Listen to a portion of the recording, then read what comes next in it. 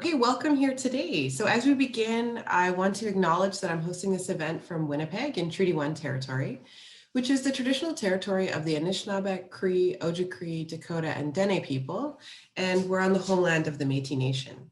So I encourage you to learn more about and to acknowledge the traditional territories you're joining from today, and remind us all to consider how we can each in our own way move forward in a spirit of reconciliation on the land. So we're grateful for a chance to host this event, and thanks for joining. This session is building partnerships with international communities, part of our Lunch and Learn series we've had going on. So for those of you who might be less familiar with MCIC, we're a council, or really a coalition of about 40 organizations working in international development and cooperation around the world. 4 of our members, of course, you're going to hear from today. So our vision is a just world. And this event, it's important to note, is sponsored in part by funding from Global Affairs Canada, and we're grateful for their support. A quick note for those who may not have joined us online before. So this session is webinar style, so you'll be able to see the speakers, but not other participants, and we can't see you. We do have a Q&A section set up. You can see it here on the screen. The arrow's pointing to the box where you click to upload your questions, and I'll share them with panelists at the end. We'll leave time for questions at the end. So I'm interested to hear where you're joining us from today. So I'm going to see if I can launch a quick poll and find out where you're joining from today. So you should see a box popping up on your screen. Just click your answer. So thanks everyone for doing that. I'll just give you a second for those to come in. So I can see quite a few joining from Winnipeg and some from other provinces. So thanks for that. Gonna close that down. And it's important to note that the context of this discussion today is sort of a self-reflection as a group of NGOs and international development and cooperation organizations. It's a self-reflection on the way we partner with others. So although our panelists will of course try to include global partner perspectives in their reflections, it's important to acknowledge that the voices of those partners may not be fully reflected in today's discussion. We are looking at and discussing a potential follow-up session highlighting the international partner perspective if others are interested. So today's session is to reflect on how we partner with others, any best practices to share, and any resources. And any resources suggested by participants or the speakers will be shared after the webinar by email, so you'll all receive that. So welcome. I hope you all have your lunches ready.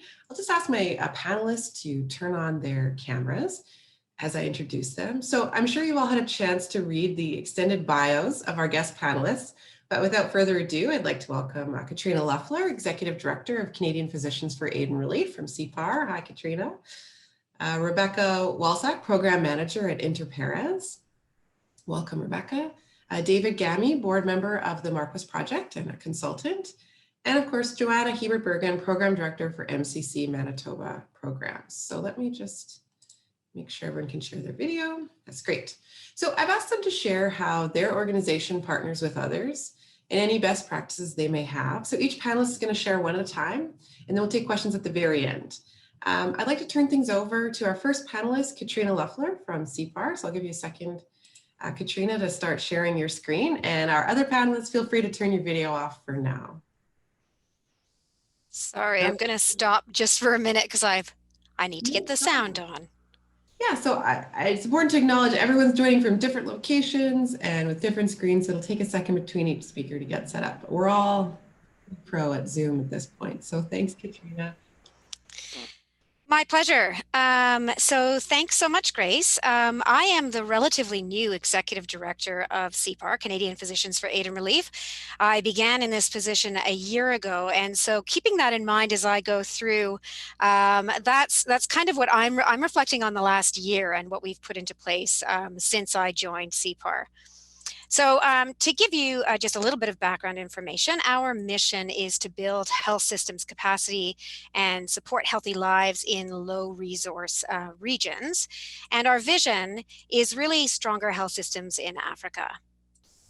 So we began as an organization really in 1983 in response to the plight of Ethiopian Jews in Ethiopia.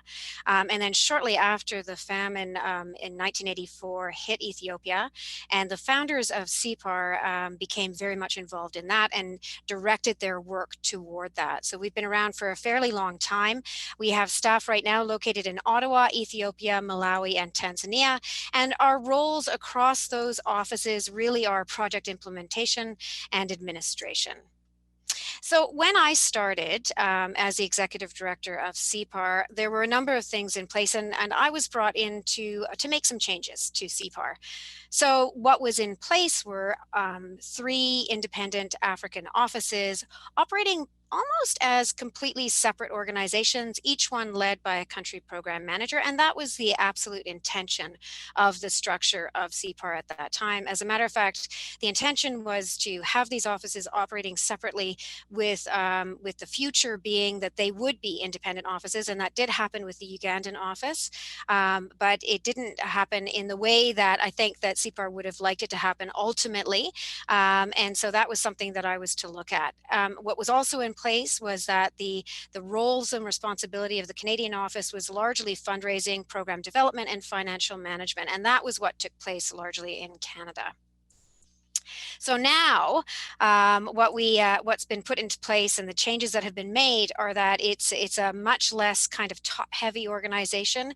In our Canadian office, we have an executive director, that's me, and a director of finance and administration, and those are the 2 kind of most senior roles in the organization.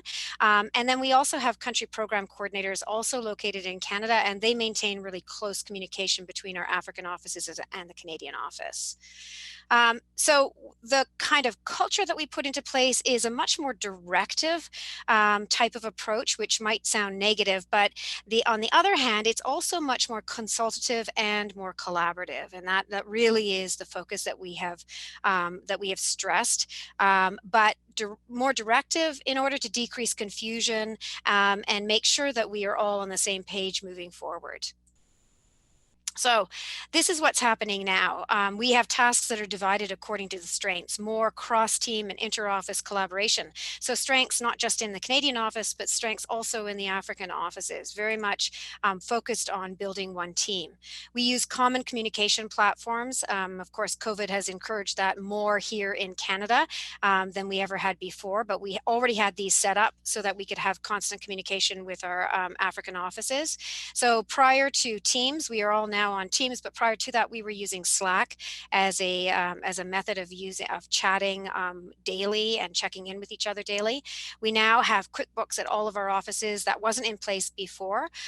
Before, all of our offices had independent financial reporting mechanisms, but now they're all joined in one with QuickBooks. We have consistent meetings, meeting frequency and regular checkpoints. So there are expectations that there are weekly meetings at each office with a Canadian representative as well in attendance, and then regular checkpoints between the offices at different levels. There is regular informal coaching and a real focus on that informal coaching and leadership mentoring in both the Canadian offices and in the African offices. Our goal, my goal, is that we are one office working together to meet the needs of those we serve. It's a little different than what I walked into, but it is all about capitalizing on the strengths that we all have to offer in order to really effectively address those that we serve. So the lessons learned over the last year are that communications, information, and regular support are absolutely everything. We have to be touching base on a regular basis. There is a real need for clear expectations and transparency, which increase trust and decrease confusion. Accessibility and openness is essential, so I'm accessible to everyone at any point in time. Of course, that means that that they can access me. It doesn't mean that I'm not sometimes in meetings and not available. It's really important that we acknowledge and address cultural differences. Sometimes in this past year, we've been a bit slow to do that, where we've had our desire to increase the roles and responsibilities of the women in our offices has come across. We've hit challenges where sometimes they encounter blocks when they're trying to get things done. And so finding out what those blocks are and working with them to figure out how to overcome those barriers has been critical. We've also had that happen with younger staff members, where there have been biases that sometimes they have not been prioritized in the work that they're doing. And so we've had to work with that and really talk about it and talk through it, and become educated both from the Canadian perspective and the African perspective about what isn't talked about, and bring it to the surface so that we can understand, and also put the supports in place that need to be put into place. The other thing that we need that I've learned most importantly is that structure is critical, that we have to schedule regular meetings, regular communications, that they're built into everybody's agenda on a weekly basis, both for individual meetings, but also for weekly staff meetings. And it's been critical to build relationships, and I know all of you know that, but not only build relationships between me and all of the staff, but also allow relationships to build across the offices among all the staff without me present. That has been really important in the success moving forward. So the tools for success that we've used have been, we have a daily sign-in. That sounds perhaps a little bit dictatorial, but actually it's a really good way of starting the day for everybody, even though we're in different time zones. So everybody signs in daily, either using Slack or using Teams. And then we have weekly one-on-one meetings, and those are structured one-on-one meetings. So people know what they're bringing forward for those meetings, what the information is they need to provide. We have a dedicated person to liaise and support country relationships, and those are those country program coordinators, one for each country. We develop standard operating procedures in collaboration, and we use them collaboratively. We develop policies and procedures with input from everyone, so we are engaging people right at the beginning. There are weekly staff meetings at each office. And what's coming is that we're now going to be starting to look at how can we have a monthly cross-team meeting, so the whole organization together. We have a few issues and hiccups with technology and access to the internet, but it's coming. So we asked our staff members a couple of questions, and I wanted you to hear from them directly. And I didn't plant the answers in them, just so you know. It just happens that these answers are fairly similar to what I was presenting. So the questions that we asked, what is important for effective relationships between our Canadian and Ethiopian offices, and what do you need from us in Canada to be able to do your job most effectively? So the first person that we asked was somebody who's been with us for a very long time. Her name is Baina Shayele, and she's a financial officer in our Addis office, and she's been with us for 28 years. Information is the most important tools, and we need to exchange information, and we have to update each other as often as possible. For instance, if we can arrange a weekly meeting at the end of every week, where we can discuss about what we have done during the week and what our plan is for coming week.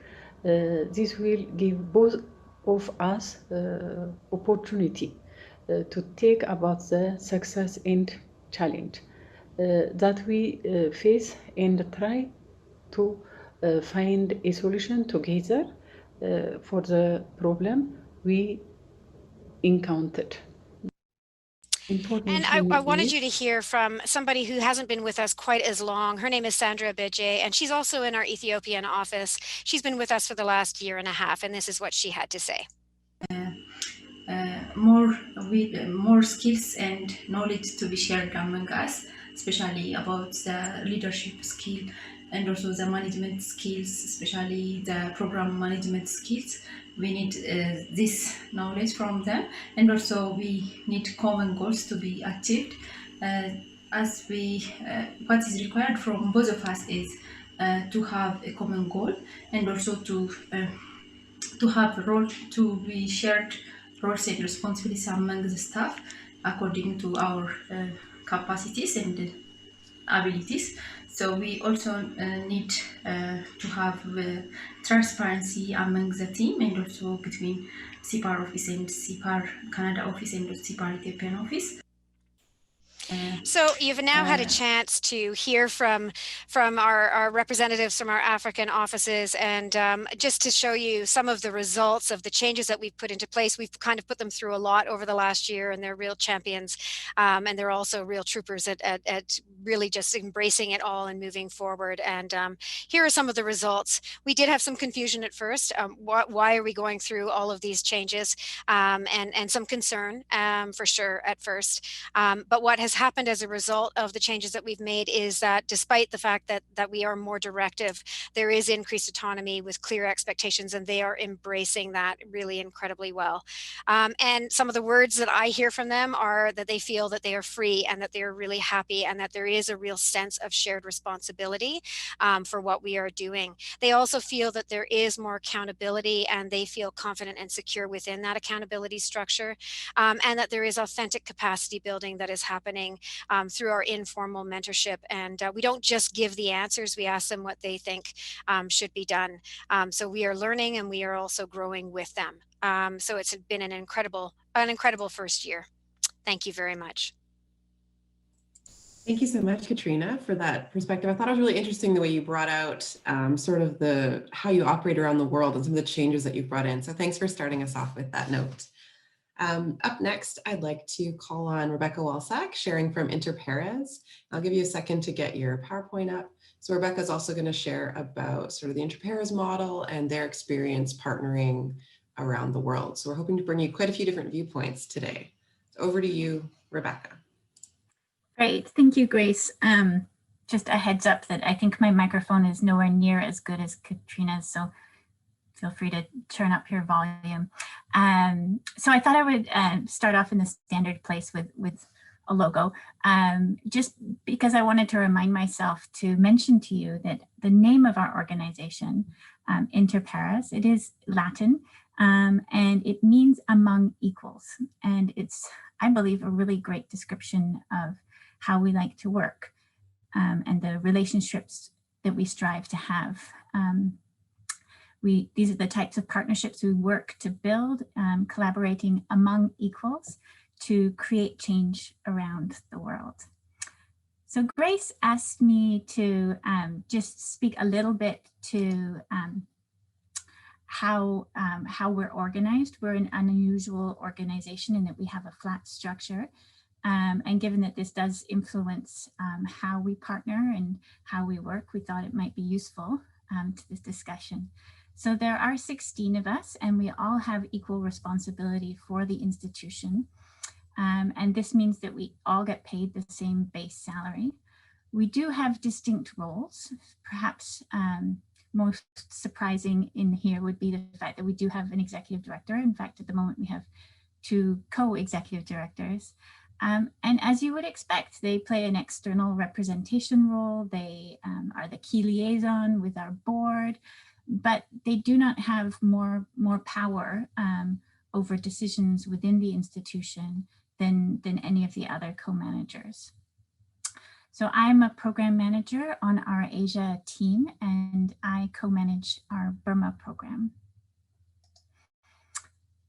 So in preparing for this discussion today, we did have a quick discussion amongst panelists about what do we mean when we're talking about partnerships.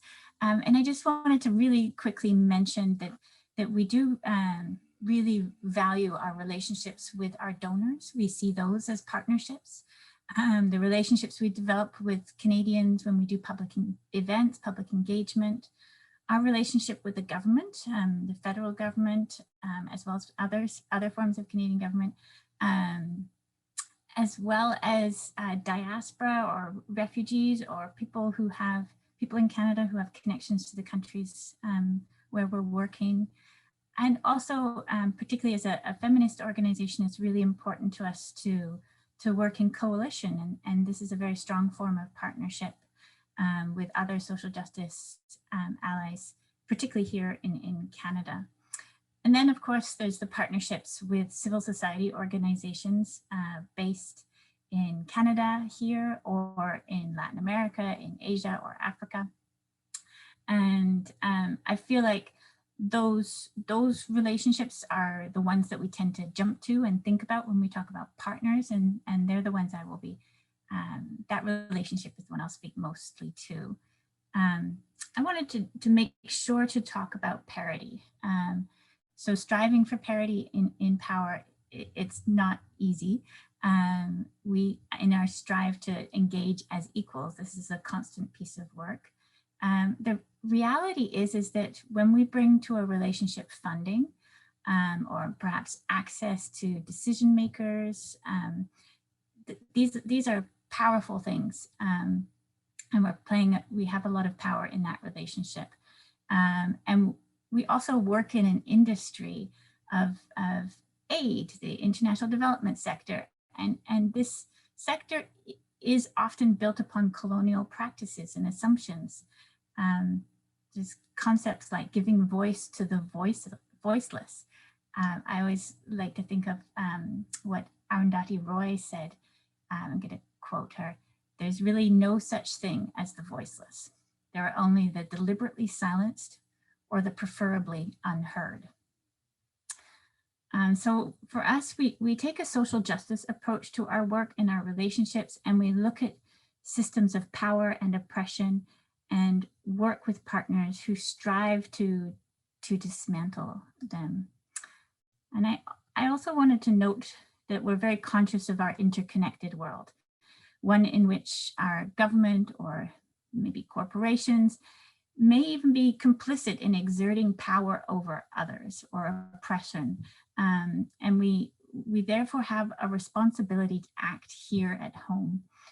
We see our role as a small group of Canadians to raise awareness in Canada about the issues that our partners face.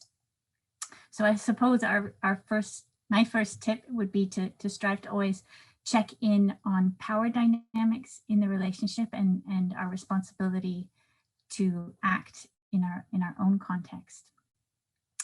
Other tips, because we were asked to come up with tips, is to, I thought, first of all, I'm sorry, I'm just wanting to check. Yes, that's how I get it to come up. I wanted to talk about core values. So this is fundamental to our relationships. It's absolutely critical that we are working together with organizations that share the same contextual analysis, take the time to assess the power dynamics and the systems of oppression, and that their work is striving to change that. And that's clearly really fundamental to our partnerships, is having that shared analysis. I also wanted to talk about just taking it slowly. Generally, we will often take a year or two, or I don't know, a considerable amount of time getting to know each other, figuring out how best we can work. And that time is extremely valuable. I also wanted to talk about core support. This may seem like an odd piece in here, but providing core support, I really believe it demonstrates trust and respect for our partners' expertise. And in contrast, in my experience, projectized funding can really cause quite a bit of damage and can really ruin organizations. So I really believe for respectful, trusting relationships, partnerships, core support is critical. I also wanted to mention internal policies, which may be a bit surprising, but just in the importance to walk the talk and helping our partners with organizational development. We've had some really interesting experiences of sharing policies and learning from our partners' policies, and I think that this is quite useful.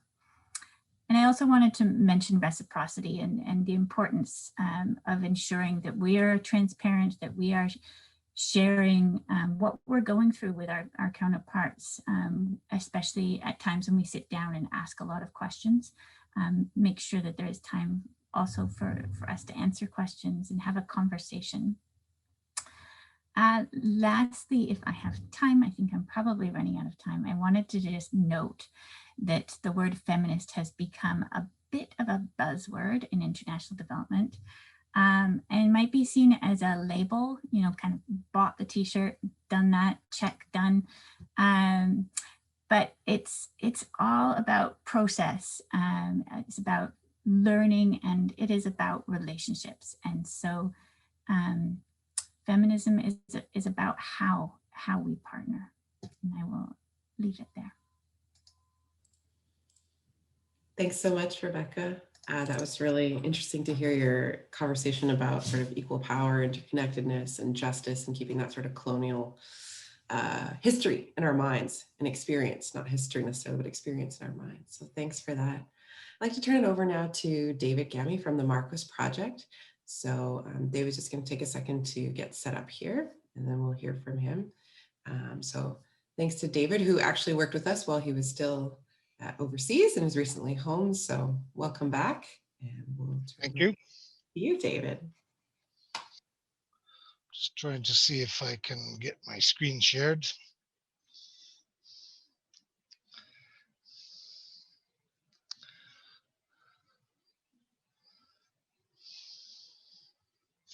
There we go. Okay, greetings everyone. I hope you're enjoying your lunch. I'm going to offer some of the same ideas, I think, as others have, and perhaps some different ones. Marquis Project is a small Manitoba-based international development and development education organization with membership of like-minded people who have interests in global issues.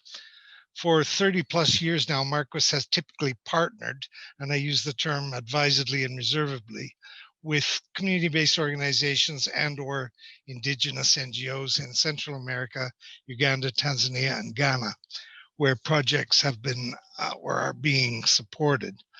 Marquis does not implement any project activities directly, choosing rather to work with and through local organizations as partners.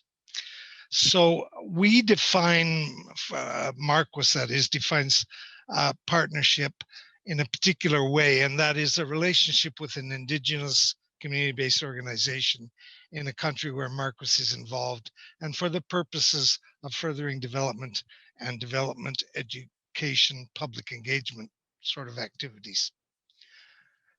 Our characteristics that describe what we think of as a true partnership is that it's jointly negotiated and has agreed upon values and general approaches. The aim is to achieve some balance in power, as already mentioned by some of my colleagues.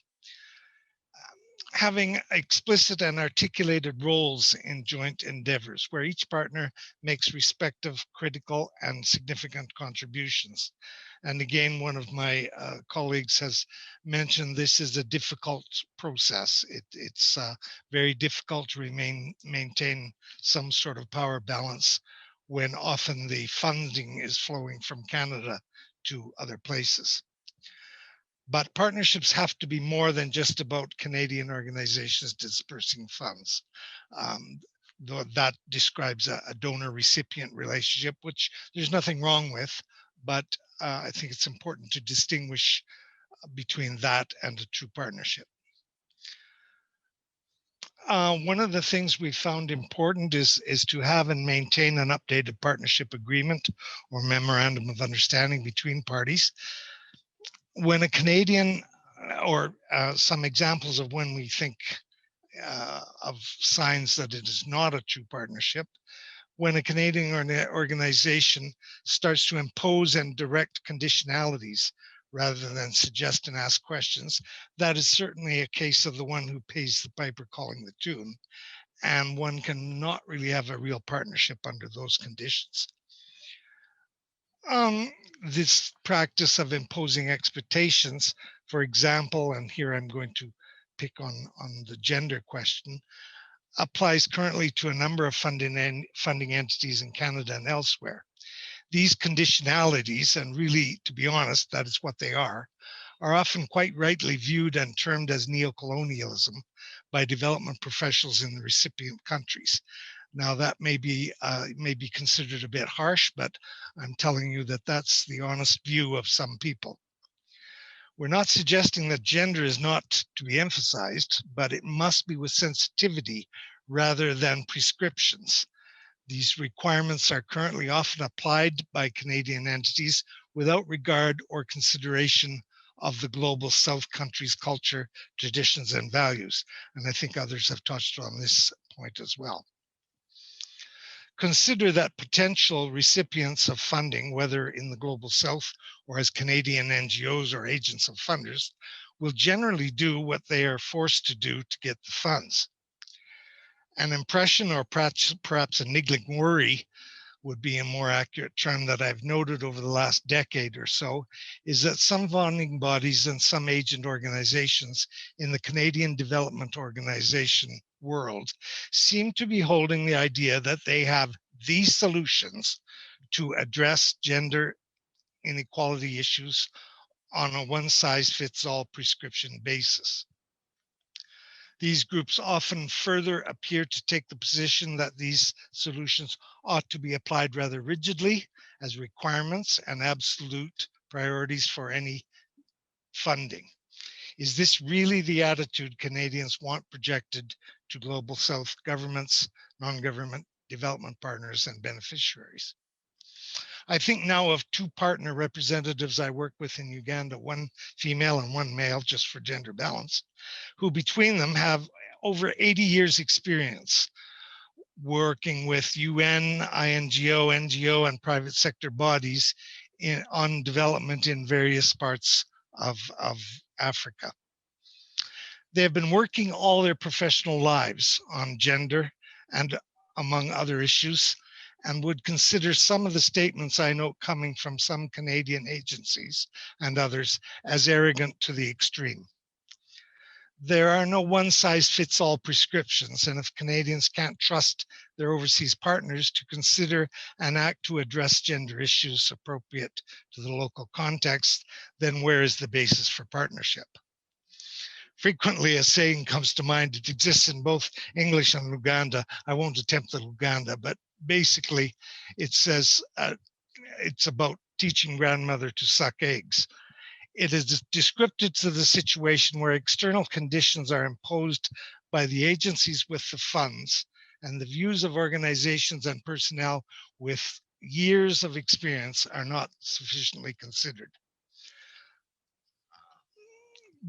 Some recommendations and tips: deliberately and consistently work to mitigate inherent donor-recipient power imbalance in the relationship. What can and does the overseas partner do for the Canadian organization? Be jointly explicit. Don't use the word partnership lightly when possibly what you mean is a relationship. Exercise extreme caution and sensitivity in imposing conditionalities. Ask questions and hold discussions instead of defining requirements, imperatives, and must-dos, which may often serve only to alienate and cause resistance. Use formal partnership agreements deliberately and carefully. This is not all about contractual obligations, but rather the process of developing formal agreements forces the parties to consider and articulate real partnership issues. What is each party bringing to the relationship? Ensure representatives of Canadian organizations are sufficiently aware of and sensitive to traditional and cultural matters, so as they may avoid imperatives which can be and often are perceived as against the local culture and tradition. Force and inflexible requirements are not the way toward bringing about change, which can sometimes happen only on a generational time frame and not on the whim and convenience of a Canadian funding organization. Try to educate the ultimate funders, Government of Canada and its agents, as to the on-the-ground real challenges and difficulties in developing and conducting true participatory development and partnerships with Indigenous independent organizations who implement projects on behalf of Canadians. Let me end with a story which is essentially true, except that perhaps some names and places have been omitted or changed to protect the innocent and sometimes not so innocent. In 1992, fast closing on 30 years ago, at a place then considered far, far away, very remote in upcountry Uganda.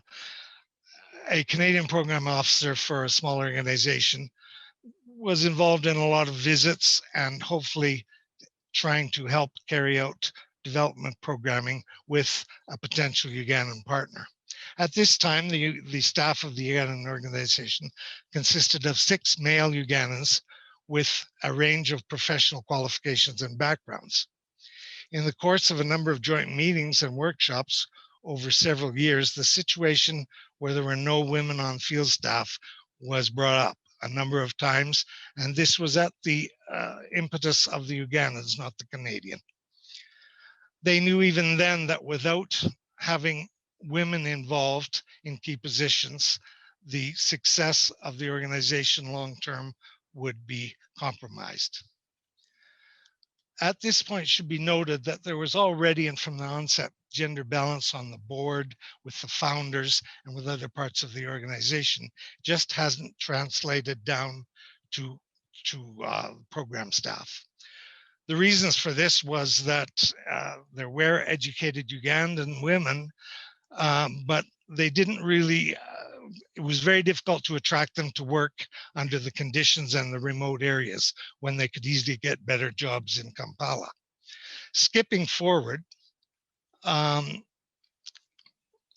because I'm running out of time, I just wanted to say that currently this organization, and this is 30 years later, has about 200 staff. They have good gender balance. They have an accredited women-only university situated on site in that remote area, a community radio station, and a special free girls' school for secondary students who would not otherwise be able to take that level of education. This then is the story of how changes in particular area of gender happen over a generation, because it has been 30 years. Thank you for that, and I'll stop here. Thanks so much. Thanks so much, David. Thanks for sharing your perspectives on the longer term and that sort of idea of, is it a relationship or is it a partnership, and considering those power dynamics of funding. So thanks. Thanks so much, David.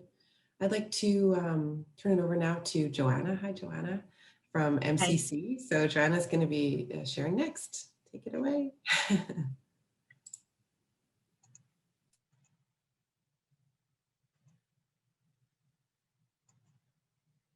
So I'm going to be repeating possibly a lot of what has already been shared, and I appreciate what my esteemed panelists have brought already to this conversation very much. I appreciate it very much. Part of my role in MCC is animating conversations about what would make for peace in the Middle East, not least in Palestine and Israel, where I spent 3 years living and working with a variety of nonviolent activist groups, both Israeli Jews and Palestinians. My short presentation will not focus on Oslo and the peace accords signed by Rabin and Arafat in 1995, but this image, the inherent goodwill and subsequent fallout it points to, does set the stage for thoughtful reflection on what makes for sustainable, honest, and equitable partnerships. Perhaps a bit closer to home, I'd like to suggest you imagine a relationship you invest time and energy into, one you feel most reflects an ideal partnership. This could be a marriage or an intimate partner relationship, a business connection, a colleague you work with, or a close family member. As I present a number of markers, jot down if you'd like which scale your chosen focused relationship resides. So for instance, if you feel on the talking point that the relationship you have brought to your own attention is equitable, you can, just draw a line on a piece of paper that's straight. And if it's a bit imbalanced, you can draw a slanty line to think about, is this relationship equitable or imbalanced? And what are the best practices that might tip the scales?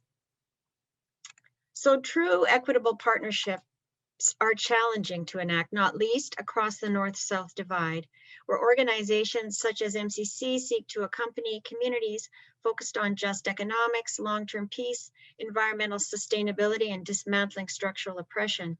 There are best practices for healthy partnerships, providing opportunities for mutual transformation across a diverse landscape of culture, class, language, experience, gender, power, and economic opportunity. For the purpose of this presentation, the term INGO, International Non-Governmental Organization, will represent the Global North, while grassroots community-based partnerships will be those in the Global South.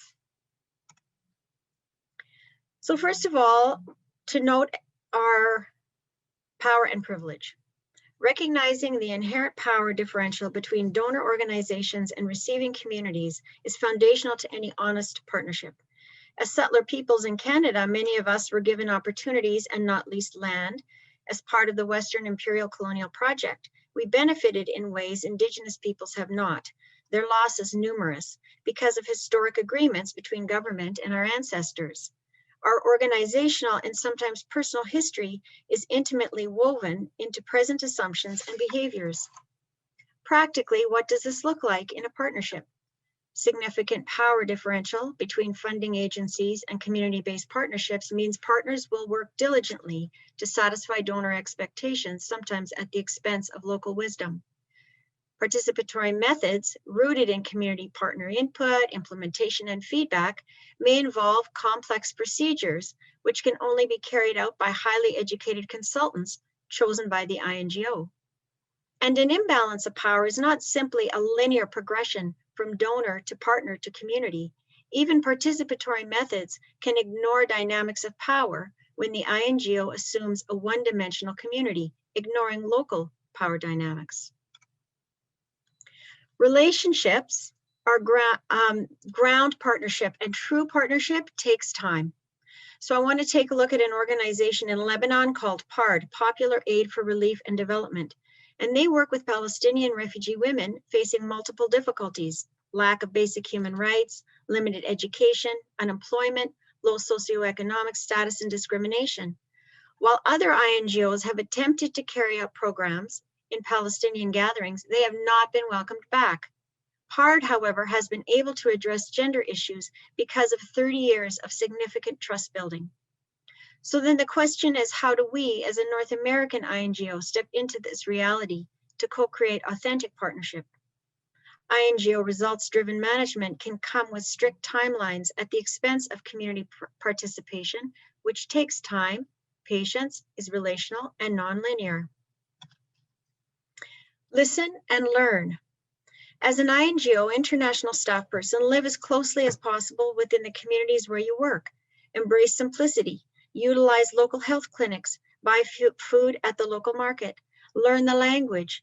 Shift your primary support network from home via technology, expat buddies, hotel gyms, and swimming pools, to neighbors and colleagues within the communities in which you live and work. Next, model the principles and practices you expect of your community partners. Alessandra Pigney, in her stellar book, The Idealist Survival Kit, notes 3 core principles. Humanity. A culture of trust must be built, mutual support, vulnerability, transparency, openness, and an environment that promotes learning and development. Complexity. Embrace a flexible and adaptive approach to replace either-or thinking and rigid rule following. And autonomy. Respect partner perspectives, glean from their own contexts, encourage risk-taking, and autonomous, decentralized decision-making. Next, be open to shifting perception and perspective. Question every Western assumption and widen your worldview. Move from the individual to communal values.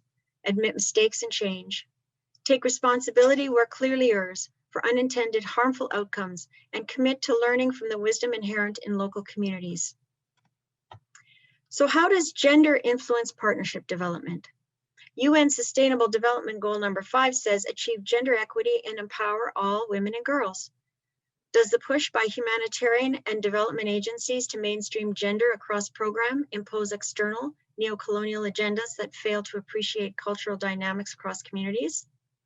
In response, let's remind ourselves that significant work on gender equity is done by local actors at the community-based level already without us. Our task is to affirm partner agency and leadership in identifying contextually meaningful ways to work for gender equity, thus avoiding a top-down patronizing approach. To ensure locally oriented listening processes to understand the context, culture, history, and experiences of the people we seek to serve, and to support local voices and initiatives for gender equity.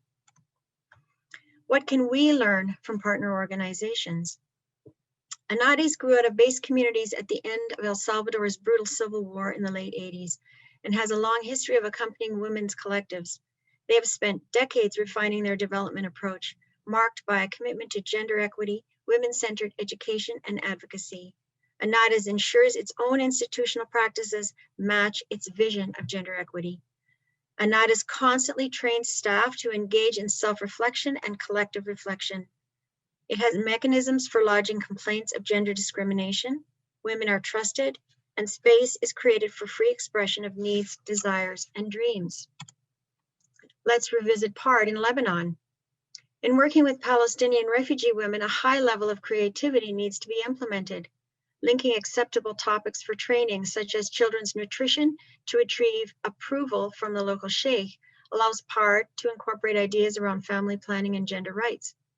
Women's committee members are trained in community mapping, problem solving, conflict mediation, needs assessment, and advocacy for their rights. This gives them the tools to speak into male-dominated popular committees. Women are active in project development and implementation. Women's knowledge and insights always shape and influence any project with a partner agency. PARD's work has led to organizational changes within its own framework, expanded maternity leave, for example, and a reorganization of leadership through a gender lens. And PARD's employees all belong to the communities in which the organization works. So PARD teaches us to ground gender equity efforts in a shared story and vision of justice, to embed gender equality principles within one's own institutional policies and practices, and to trust women's insights and capacities. And finally, 2 best practice principles would be, number 1, to embrace humility. Organizations like Anades and PARD were operational long before INGOs from the Global North stepped in to amplify access to resources, financial, programmatic, or to support through accompaniment. And we need to root our work in advocacy. We know that in many resource-depleted, conflict-ridden communities, our own government policies directly impact and encourage suffering. For example, a majority of the world's mining corporations find their home in Canada. The military-industrial complex encourages arms sales to politically unstable regimes.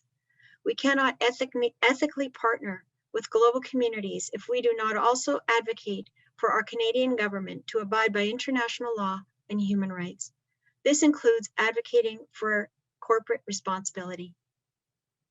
I suspect we all yearn for deeply honest, equitable relationships with those we accompany, whether it be a community-based partner in the South or the North, an intimate partner, business associate, colleague, or friend.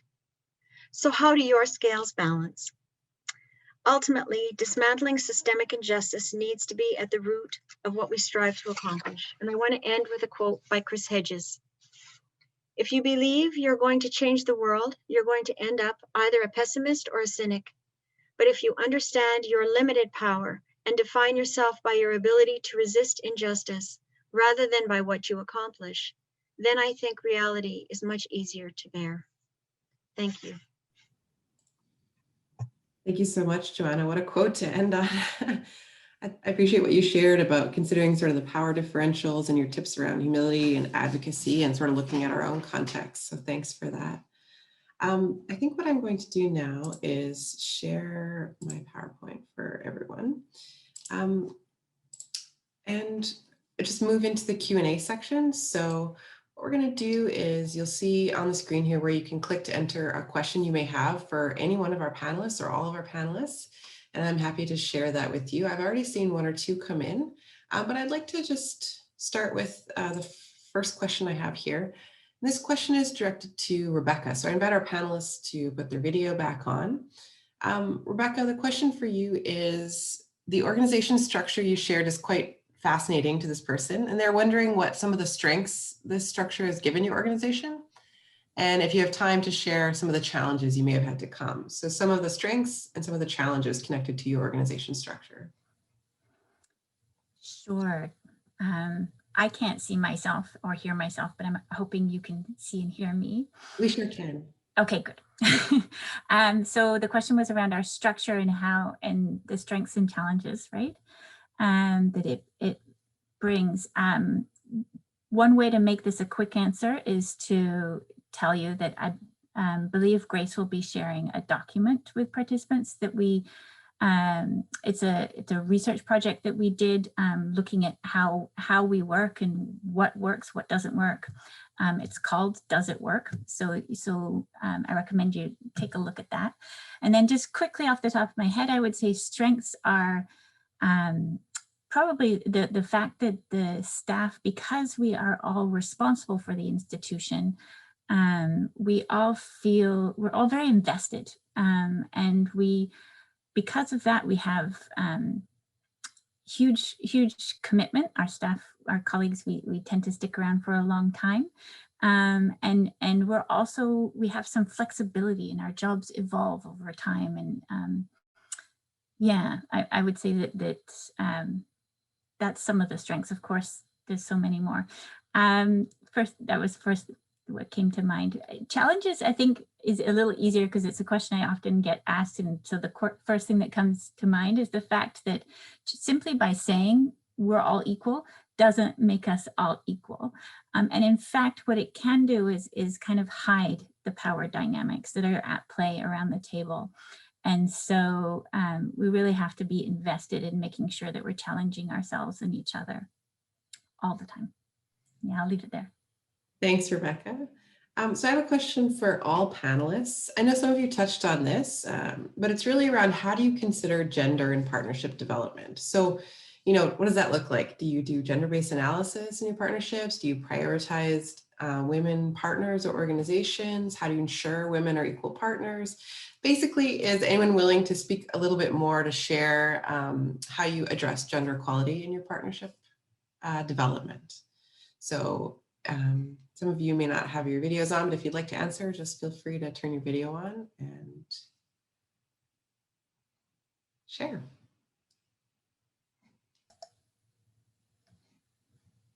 I can't see if anyone's about to jump in. It looks like, okay, go for it. You can go ahead, Rebecca. It's no, okay. Please. I just spoke.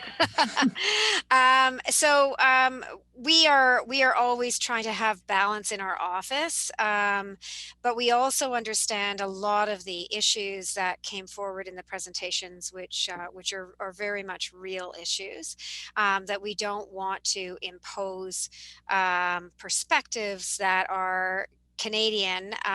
What we want to do is support, and I think that's for me in a little bit of a different situation than the other panelists, because we actually have African offices. I want to understand how and mentor and support, but also learn from what they already know and have been doing, for years, from a female empowerment kind of perspective.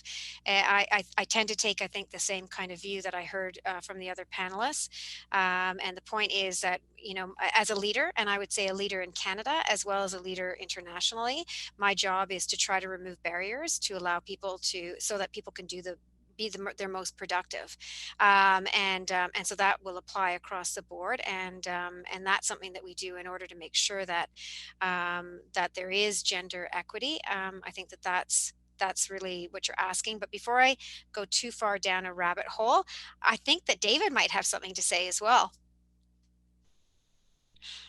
Yeah, David, you shared some reflections built right into your presentation. Is there anything you wanted to add or elaborate on briefly? Yeah, I guess what I find objectionable, and I lived in Uganda for 10 years and worked there for off and on for a lot of time, is that I get from Canadian agencies, and maybe I'm just hypersensitive, but I get that they think they've got all the right answers, and everybody needs to go through their checklists and use their gender tools. And if we all did that, everything would be fine. And that totally goes against my idea of participatory development and partnership. I think we have to work to support.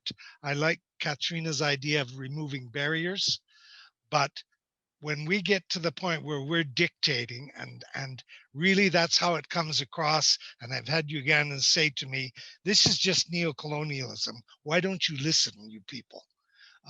And I really think we do need to listen more. Enough said. Okay, Rebecca, I think you had something you wanted to say earlier. I'll throw it to you. Sure. Although actually, I'm not going to say what I was going to say. I'm going to just respond to David because I, on the one hand, I completely agree with you. And I have this fantastic memory of being at a large meeting with mostly donors, some diplomats, and then some people from civil society, and a woman standing up and saying, look at yourselves. You are majority men. Like, please stop pushing us and start pushing yourselves as well. Anyway, just to say, I do really agree with you. On the flip side, I just have to say, I also think that once you have long-term trusted relationships, there is some responsibility on both sides to push each other a little, to learn to improve. And so, yes, open to learning and improving ourselves all the time. And that you have to be very clear in expressing. But I think it's also our responsibility to encourage our partners to learn too. So it's a delicate balance, and I really hear you on pushing back on that. Well, thank you. I think we're just reaching the end of our time here. So I just want to thank you for all your presentations and thank everyone for the questions. Just a comment, we've compiled a resource list from participant and speaker suggestions, and the link to download it will be in a follow-up email that will come soon to your email via Eventbrite, like all the other emails you received. If you enjoyed this presentation, please join us on November 26th in the evening for our next Local Brews and Global Views discussion series, this time with speakers from Hope International Development Agency, sharing about a sustainable urban centers project with youth in India. And some of you, I think, signed up for our newsletter when you registered. You'll receive updates about upcoming events like our Walk the Talk series. The next one's on October 27th. So I will say that also in the email with the resource sheet is a link to a survey that it would really help us if you would fill it out and share your feedback with us. And it'll include all the links to join the upcoming events and stuff in that email as well. So I want to thank again our panelists for sharing their time and experience with us today. What we like to do here is put some plus signs in the chat as applause, since we can't see all of you. So if you enjoyed today's talk, put some plus signs in the chat and that'll be our applause for them. So thank you to Rebecca, Katrina, and everyone here today. And thank you for attending. So thanks so much, David and Joanna as well, and have a great afternoon.